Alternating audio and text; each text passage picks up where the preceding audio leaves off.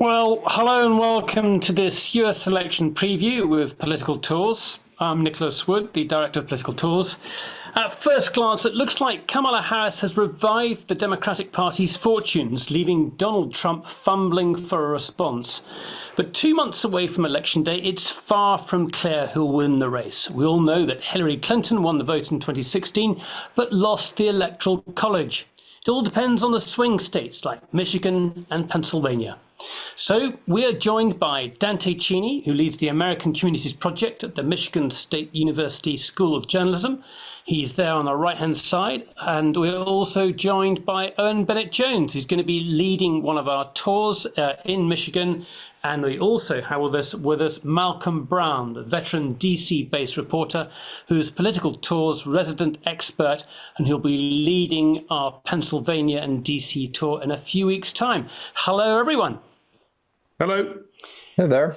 Good to see you all there. Thank you very much indeed, Dante, too. In a second, we're going to go to Dante to get into the reads and talk a bit about the polls and see how Kamala Harris's candidature has changed the race. And we're going to look at what's happening in Michigan, where he's spending a lot of time, and also in Pennsylvania and some of those key swing states. But I want to turn to Malcolm first, just to give us an overview of what's happened since Kamala Harris entered the race. Malcolm, it is an election campaign. You've covered so many, unlike any other. Yeah, and we may even need to go back a little before that. I mean, let's just cast our minds back to the last election. If you'd asked people on these in January 2020 if Donald Trump would be even nominated by his party, it would have seemed inconceivable. And the inconceivable has recurred throughout. So let's just refresh our memories. We've now got a man who has been convicted of multiple felonies, running as the candidate for his party, the Republican Party, in the form of Donald Trump. He narrowly, centimeters away from meeting his demise just a few weeks ago. People have got so inured, I think, to the sort of dramatic pace of events that it's hard to remember that this scenario was completely inconceivable. So within all of that, yes, just recently, amidst that deluge of improbable and inconceivable events, Kamala Harris took over, which has completely transformed the race. The Republican Party was geared up for a fight largely based around age against Joe Biden. He'd given them plenty of ammunition in the pretty disastrous, totally disastrous debate that he did with Donald Trump. Since then, Kamala Harris has picked up the baton incredibly swiftly and efficiently. I think most observers would agree. She's done a great job.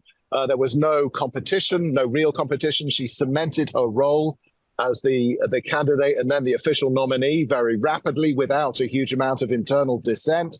And so now we're faced with a situation where demoralized Democrats are now certainly excited, and some of them believe they at least have a chance of winning, which was not a dominant thought among Democrats prior to Ms. Harris's arrival as their nominee. So it's really been totally extraordinary, and that's the context in which we're having this conversation.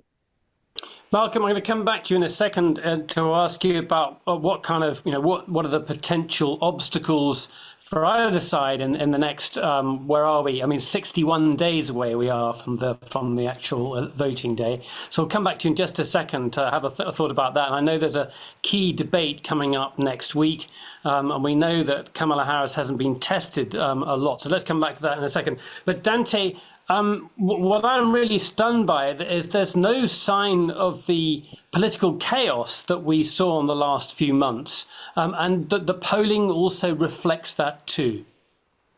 Well, the polling over the last, I guess, since Harris got in, there was a move toward Harris in the polls. Things looked much better for the Democrats. They were trailing everywhere. They were trailing in all these swing states. In fact, I think the morning that Biden ended up leaving, I want to say there was a poll in the Detroit Free Press that showed Trump up by like 5 or 6 points. And I think that put Democrats into total panic mode. Because, look, I mean, Michigan's a battleground, but for Trump to be up by 5 points in the poll was a lot. So what's happened since? Well, What's happened since is it seems like Harris has rebuilt essentially a lot of the Biden coalition that won in 2020. She's not there yet. She still isn't probably where she wants to be with African-American vote. But that said, I'm just going to throw this out there because I've been talking to a lot of people about polls. The polls just don't make a lot of sense still. I mean, they make a little more sense now, but I was just going through these CNN polls today. They just did some swing state polls in Michigan. They did 5 states. They did Michigan, Pennsylvania, Wisconsin, the blue wall states, and then they did Georgia and Arizona.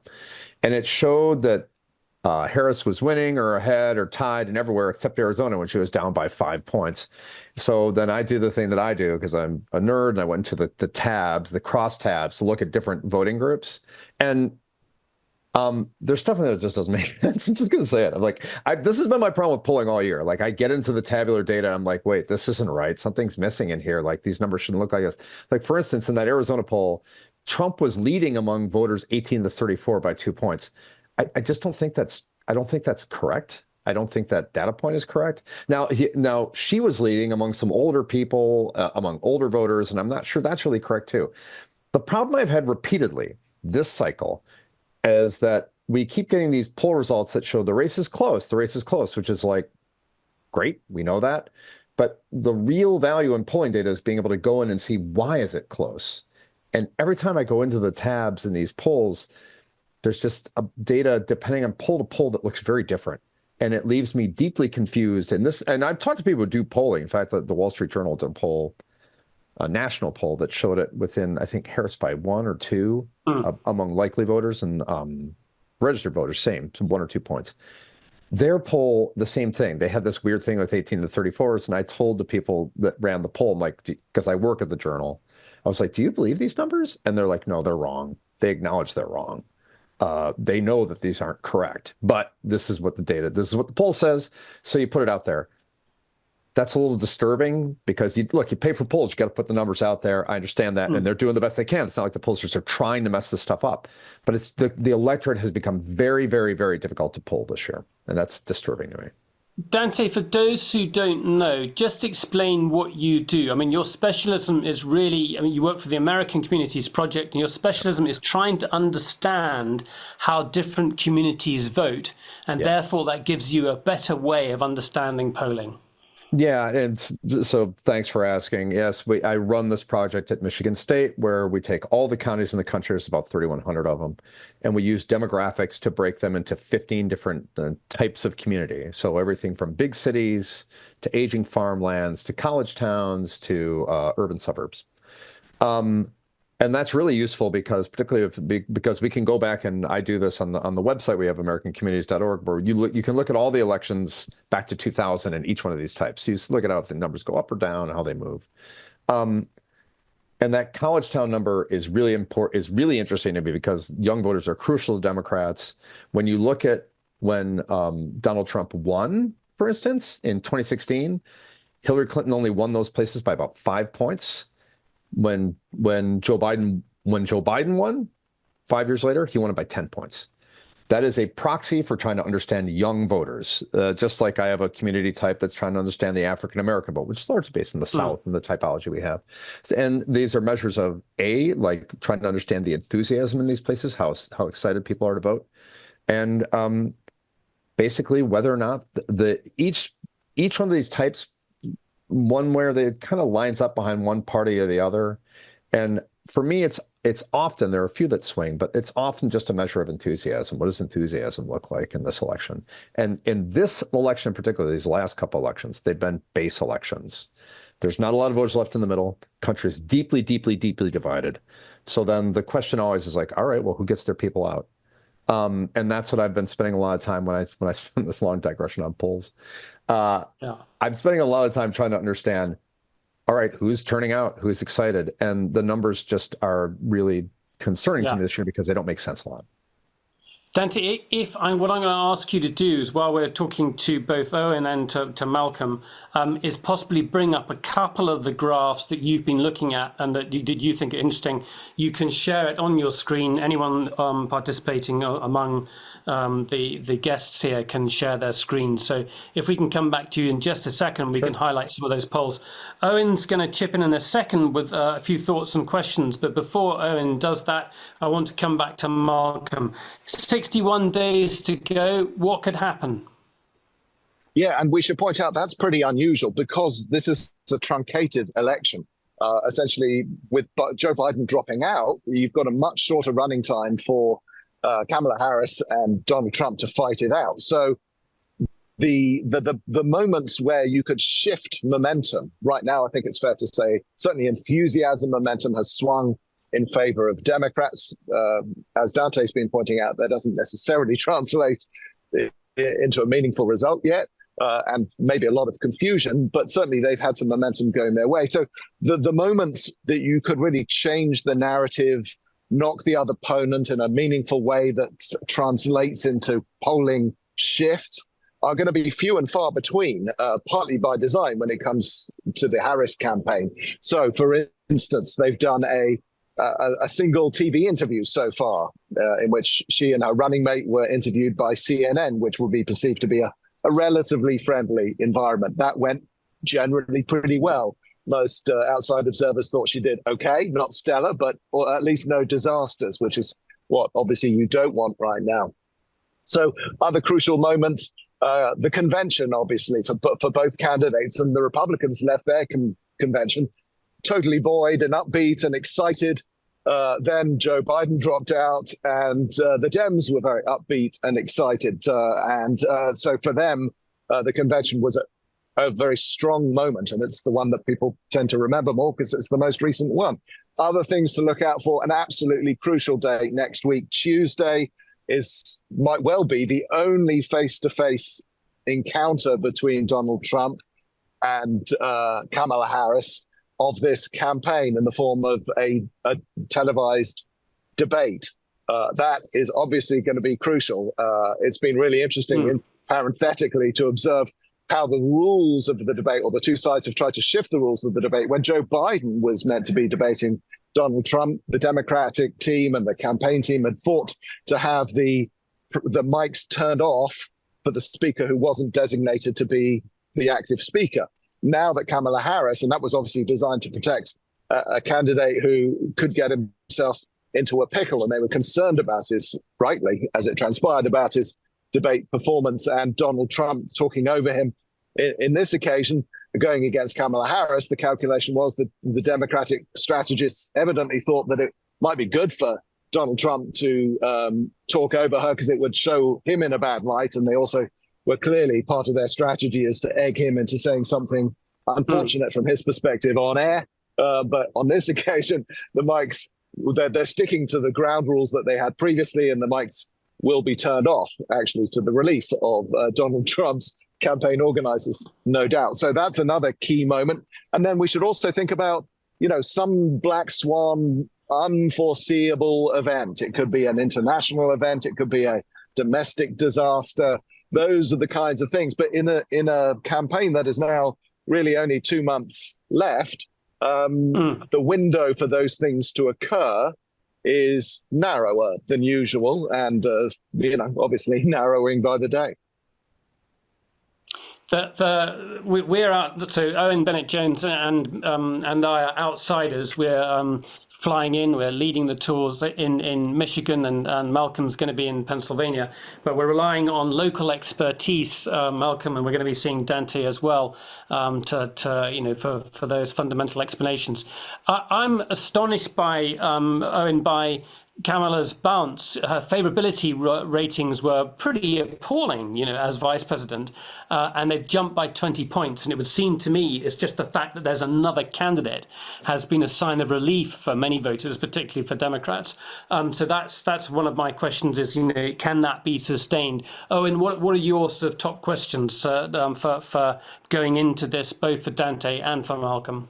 Well, just a couple of questions, because I just saw a poll a few hours ago, I think on 538, one of Nate Silver's polls, and it was only one poll, so who knows, but it showed a sharp dip in the last few days in the enthusiasm for Kamala Harris. And I thought, gosh, that does suggest that the amazing month she's had may just be at its end.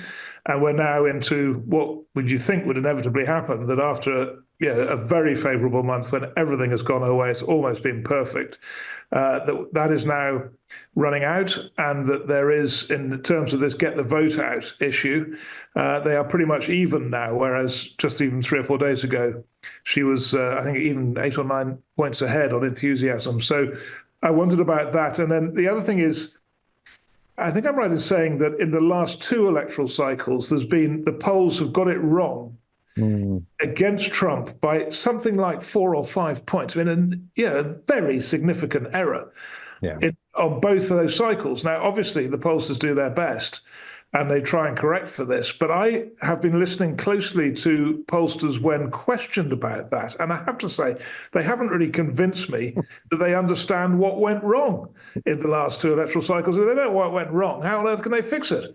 Yeah. Got 2 great questions now, and I've got to say one of those has been taken up by one of our followers in Australia. So he wrote me a long email, and it's 6:16 in the morning, and Neil Fleming is up and early, and that's his question. His question was about reliability of the polls. So Dante, those 2 questions: Kamala's bounce and the reliability of assessing Trump's polling. So Kamala's bounce, I think, was just Democrats were excited that they had somebody that they could vote for who was competent, frankly. And I know that she was, this thing like, no, but nobody really liked her as vice president. She didn't do anything, frankly. And this thing like, why didn't she carve out her own space as vice president? It's like, because vice presidents don't do that. Vice presidents, that's the whole point of being vice president, is every once in a while, they'll give you something good to do, and you'll get a chance to make a name for yourself. But for the most of the, it's even for Kamala, the fact that she's vice president and we're going to have her try to fix the border is just like, dear God, good luck with that. It's impossible. So I think the enthusiasm was about, man, Biden, he just doesn't have it anymore. Look, polls showed more than a year ago that most Democrats thought Biden was too old to run for re-election. Democrats thought that, and it got to 60, 70%. So the fact that when he was and that debate really freaked Democrats out, rightfully. And it was like, thank God, okay, Biden's gone. We got Harris.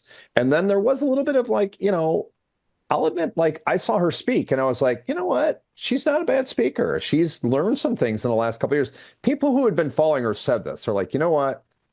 Out on the trail, when she gives speeches, she's better than you'd think, right? She's developed some skills in this area. So they were excited about that.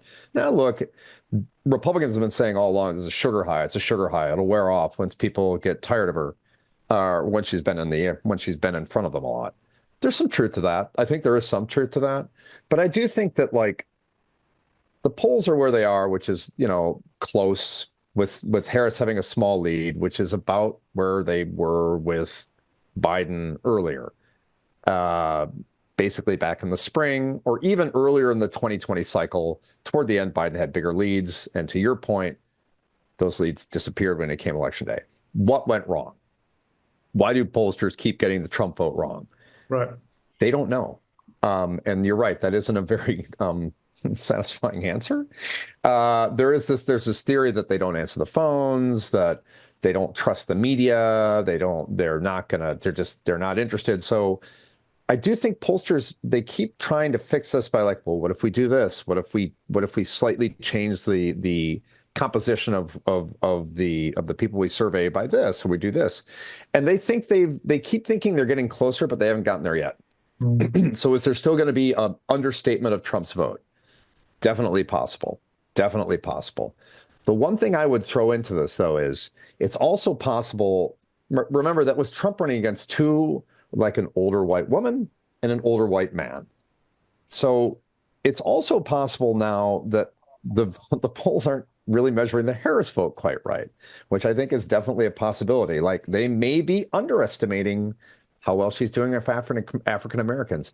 I think they're definitely underestimating some of her numbers with young people. Not that they're huge, like they love Kamala, but like, you know, they are more interested in Kamala than they were in Biden. And then the other thing I think is really huge that polls haven't been able to take into account this cycle yet is abortion.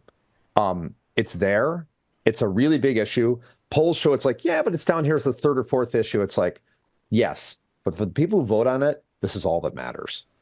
So take that 17% or 18% you see in polls and add, you know, I think add 5, 6, 7 points to it, because like. And Dante, were you talking about you're talking about women who basically feel they've lost those rights, and that's motivating them more than a Republican pro-life vote? Well, the pro-life vote has always been there for Republicans, and it's because they were fighting for something. They're fighting to overturn Roe v. Wade, fighting. And the other side was like, you're never going to do that, so we don't care. Well, they did it. So now all the enthusiasm has swung to the other side. And I'll be honest, like, abortion was hard to measure. The potency of abortion was hard to measure for a long time on the right because it was baked in. It was baked into a lot of the vote among Republicans. I think the same thing has happened with Democrats now. So it's difficult. This is a very strange election for a whole host of reasons. But like, you know, that's one thing that I think the polls may be underestimating. We'll see. But if that's the case, maybe they're both wrong. Maybe we're measuring both wrong. Betsy, you were going to pick out some data points there from a couple of slides you had up. So let's just go to those, and then we're going to start taking questions. I can see one question already in Texas. So we'll take that in a second from Geraldine Gill. But I'd love some other questions, please, everyone. So start putting your questions down in the Q&A box, and then we can put your questions to our speakers. So Dante, go ahead.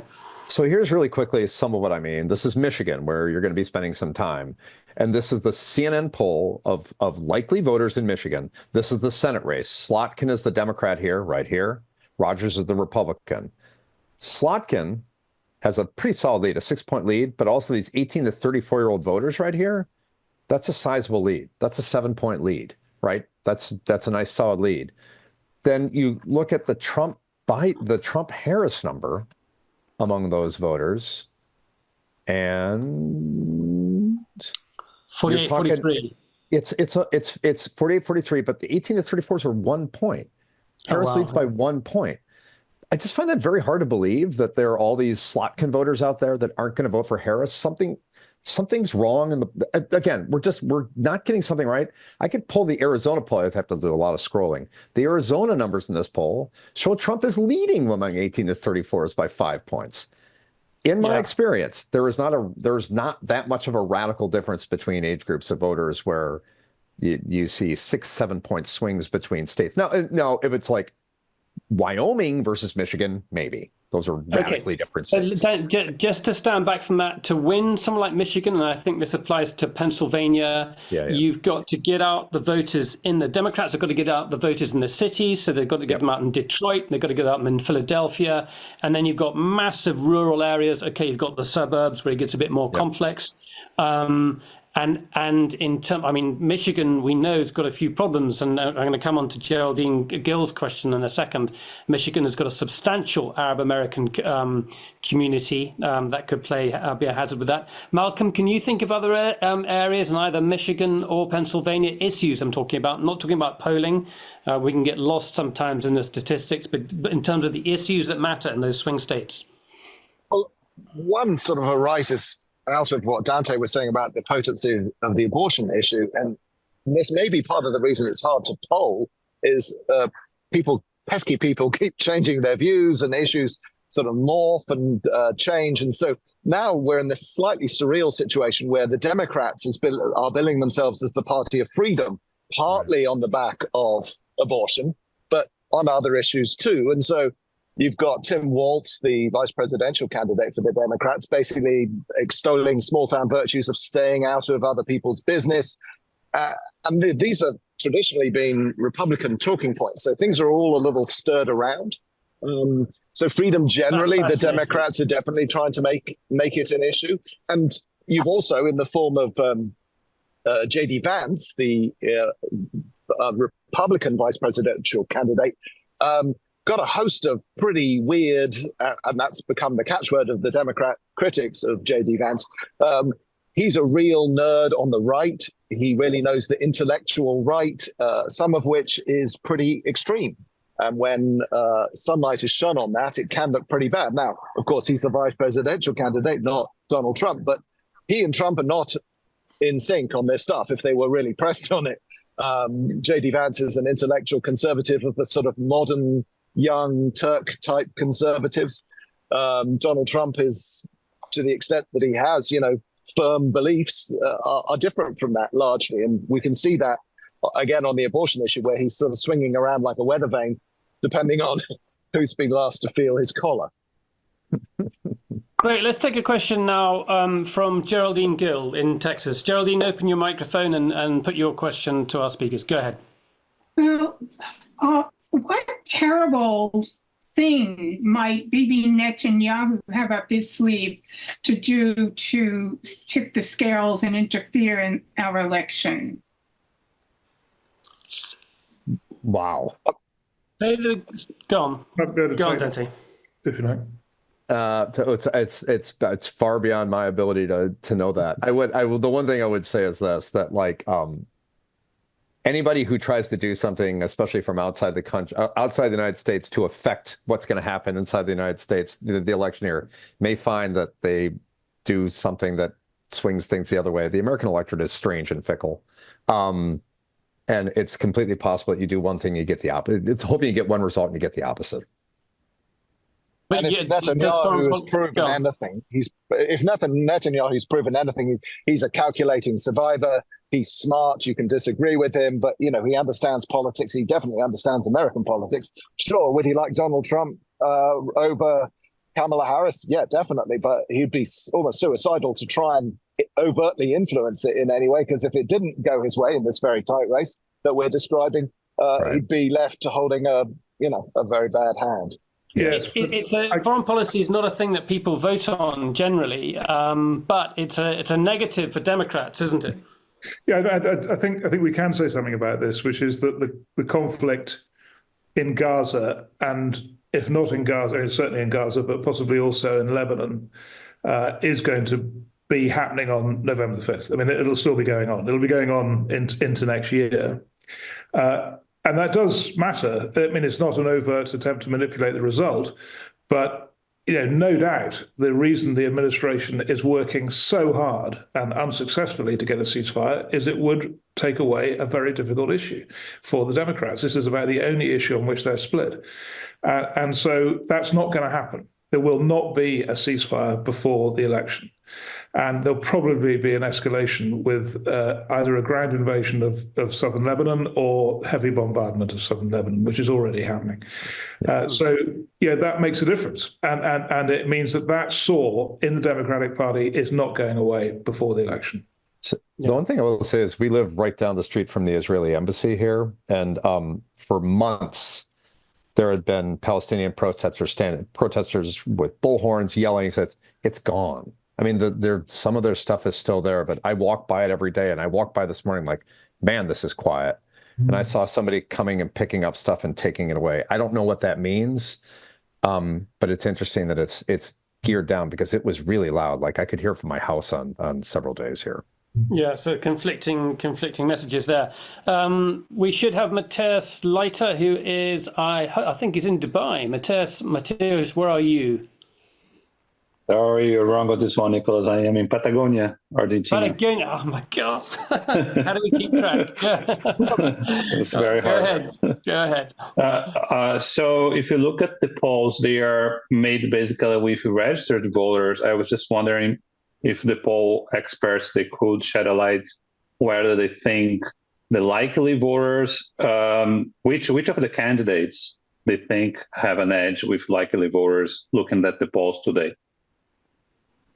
Dante.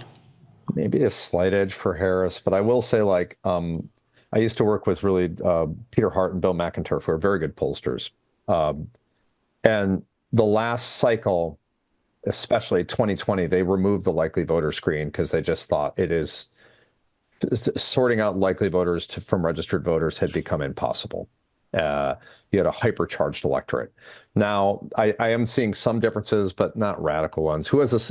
I would say right now, Harris has a slight lead nationally, but frankly, she needs more than that because Democrats are going to. I would say it is almost certain that Harris is going to win the popular vote in the United States. Almost certain. I would say that just because of California, New York, but especially California. But she needs to have a bigger lead, and she needs to win Wisconsin, Pennsylvania, Michigan, maybe Georgia. I guess North Carolina might be back in play. Arizona. Those are the 6 states that really were. They decide everything in this election. The national popular vote is irrelevant. Though my guess is Harris wins it lightly. It's all about the swing states. Yeah, and also it's worth pointing out that the Trump campaign is going after what they nerdily refer to as low propensity voters, i.e., people who haven't traditionally participated in the electoral process. And I'm guessing, Dante, that they're even harder to poll and reach. Really hard. And I've got to say, I'm doing a story for the Journal this weekend, and it's all about the ground game in Michigan, actually. And I'm going to tell you right now, the low propensity voter approach has something to do with the fact that they don't have a lot of staff on the ground. Right now, the Trump campaign has 24 offices, about 24 offices open in the state of Michigan. The Harris people have more than 50. They've doubled them up. So part of it is like, we're narrow, we're just hitting these voters. We don't need to hit everybody. It might work. Look, it might work. I've heard some of their strategy behind it. It doesn't make a lot of sense. Like we lost this much margin in these counties, so we're going to get it back. And it's like, well, you lost that margin because Trump got more votes in 2020 than they got in 2016. It's just Democrats turned out. So it seems to me that the real deciding factor in this election, if you ask me what's going to matter, is whether the Democrats turn out or not. Trump's going to get Trump's vote. He's going to get his 47%. The question is, do Democrats turn out or not? Yeah. Well, let's come back to that. Let's talk about, in a second, we'll talk about the finances that Kamala Harris has been able to raise since the convention and the ground game. So we'll come back to Malcolm Brown in a second on that. I think Alan Ramsey, who's in South Africa, that goes in some way, preempts your question in a second, but just say what your question was. Alan, you need to open your microphone. Just open your microphone. It should be on the bottom left hand. There you go. Go ahead. You hear me now? Yes. Yeah. So I'm just saying from afar, all the way here in South Africa, having been through our elections and our ANC government who've proved so corrupt and incompetent, finally the electorate woke up and the ANC ended up with 40%. So if you look at the American election, you've got a lawyer, apparently someone who looks like a really decent person, up against someone who's in court. Surely it's logical. The lawyer and the decent-looking person is going to win this election by a landslide. I look forward to your comments. Dante, go on. Why are we laughing, Dante? Why are we laughing? I don't think anybody's going to win any elections in the United States in a landslide nationally for a long time, because to your point, like, you can say what you want about Donald Trump, but he says some pretty bizarre things, and the idea that like he's going to get 44 to 47% of the vote. I mean, because the U.S. electorate is entrenched, that the divisions are entrenched. Everybody's got their sides. Everybody talks about winning swing voters. The swing voters are maybe 4%. I don't know. It's a pretty 4 or 5% of the vote. People are so dug in that we say in this country is everybody puts on their jerseys. They put on their blue jersey or their red jersey and they go out and vote. They don't vote based on who's running. I will say to your point, the one thing you did raise, it's a really interesting point. Kamala Harris is an appealing looking person, and that matters to people. I'm sorry, it just does. Voters are simple creatures, and do I think that matters? Probably some. How much? We'll see. Okay, let's talk about campaign finance if we can, Malcolm, and also want to talk about the ground game. I remember back in 2012 when we were in Ohio, the Republicans were not organized, and the Democrats with Obama there had a fantastic ground game. They did really, really well, and they won the state. Since then, Ohio's become solidly Republican, and it's in part, due to the overall shift in American politics, but it's also, I think, down to a guy called Bob Paduchik, who we know quite well, became co-chair of the Republican Party, and his ground game was incredibly efficient. He took lessons from the Democrats in Ohio and really got a very good grassroots network. They know exactly where people were, and they managed to get them out. And he's done that consistently since, and Ohio now is solidly red. That's part of the issue. And then the other issue is just purely money, isn't it? It's the advertising spend, Malcolm. Yeah, and the Democrats have raised something like close to $500 million since Kamala Harris took over as their nominee. So they have not unlimited resources, but very significant resources. And there's evident concern on the side of Republicans about a potential mismatch. I mean, they're not hurting too badly, but definitely the enthusiasm and the money flowing in is definitely that momentum is on the Democratic side at the moment. And that translates into, yes, endless TV spots. If you're in one of these swing states, it translates into lots of visits to those states by the candidates and their proxies, and a complete deluge of phone calls. All the tools of modern campaigning are applied in particular to those states. So it's very hard to pick up the phone in any of those states at the moment. You're best off just putting a tea cozy over the top of it and ignoring it for a while.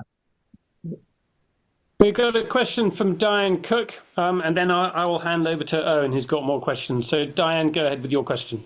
Yeah, I'm just wondering what impact early voting has, because I think some of the early voting can be a month or so ahead of the actual election date, and how that impacts the views of the commentariat.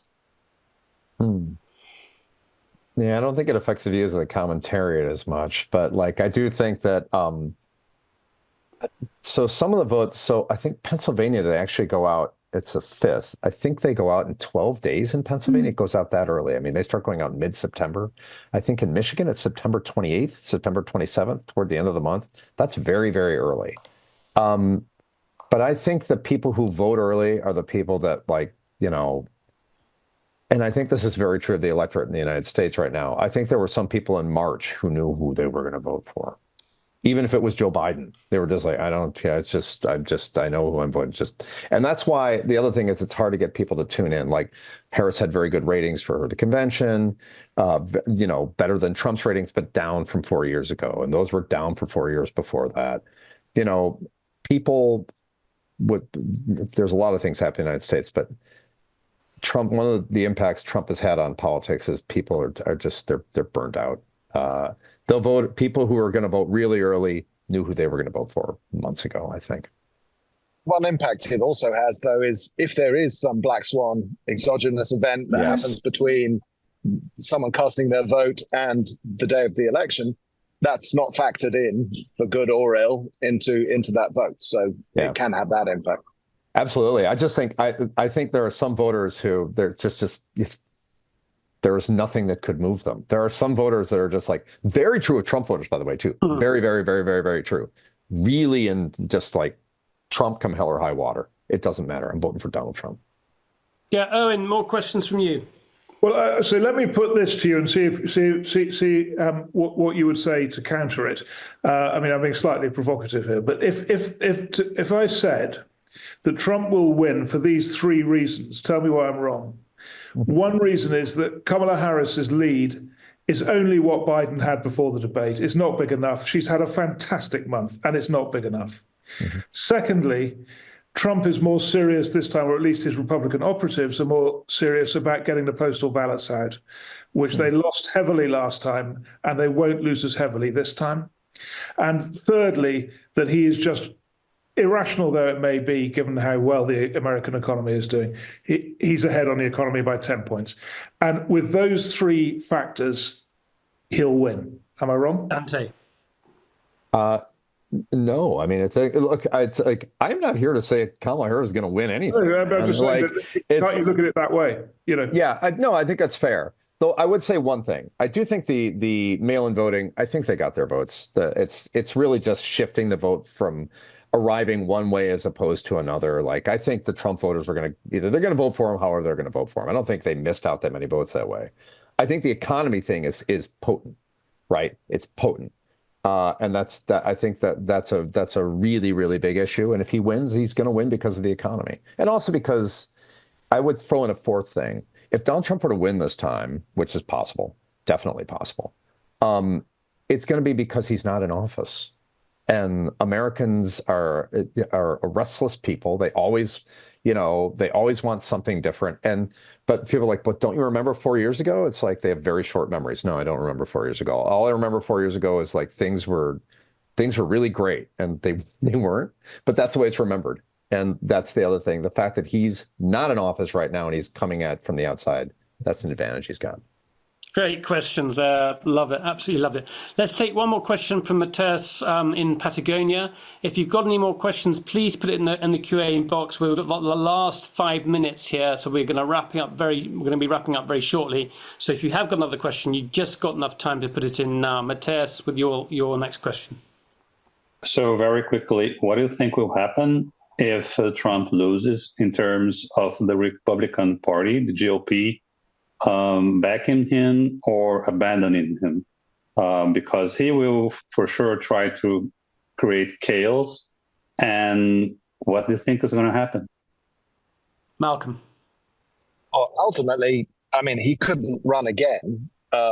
So at some point, you would think, I mean, just age would preclude it. And I would have thought, losing again would at some point preclude it. What's more ponderable is what would happen in the immediate aftermath. I mean, the nightmare scenario is that it's incredibly close.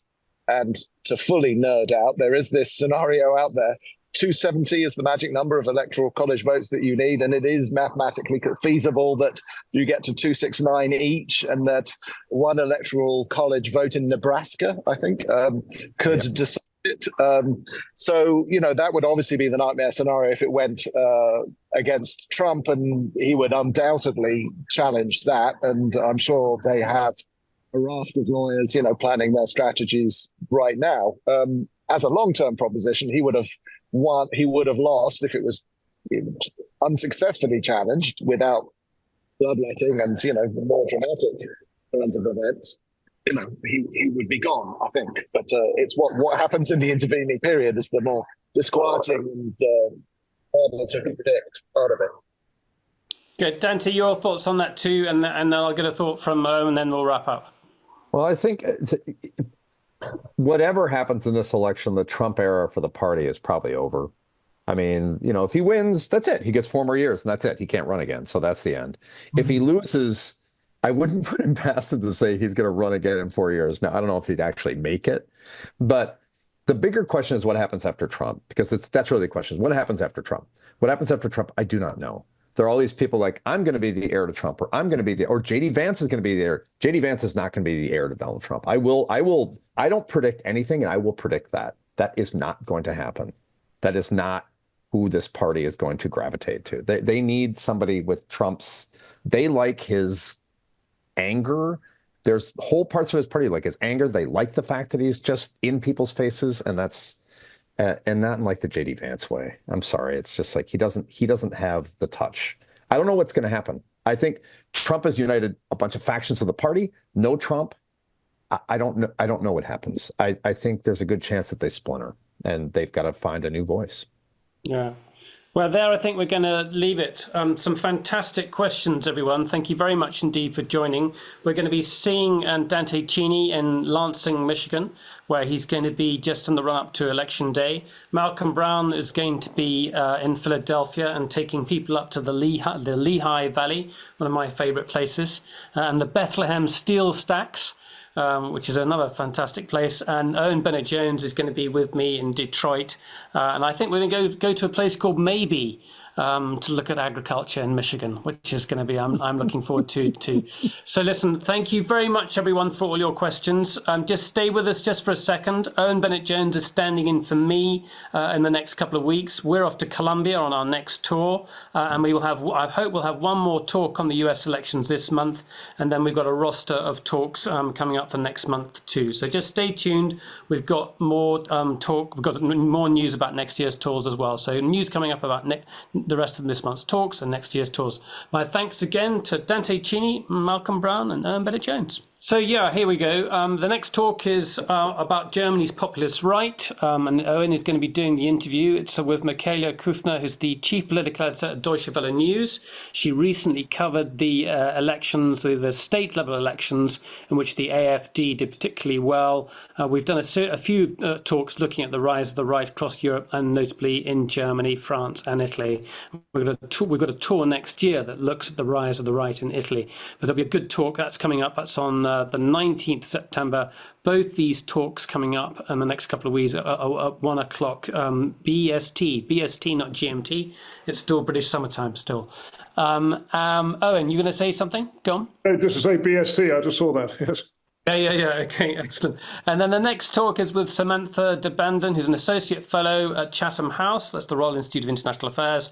And that's looking at Ukraine's strategy, really. Where do they go from here? Owen, you know a bit about both speakers, didn't you? You've actually interviewed both of them quite recently. I was on the BBC doing a programme on the World Service just a weekend or ago. Both came on. They were both brilliant, so I booked them up immediately. And I do have one question for Matthias, who's in Patagonia. I'm in Wales, in North Wales, and you might see above my shoulder there's a Welsh dragon, which is a symbolic of the Welsh nation. And Patagonia is the only place where there are Welsh speakers going back over a century in Argentina. Are you amongst the Welsh speakers of Patagonia, Matthias?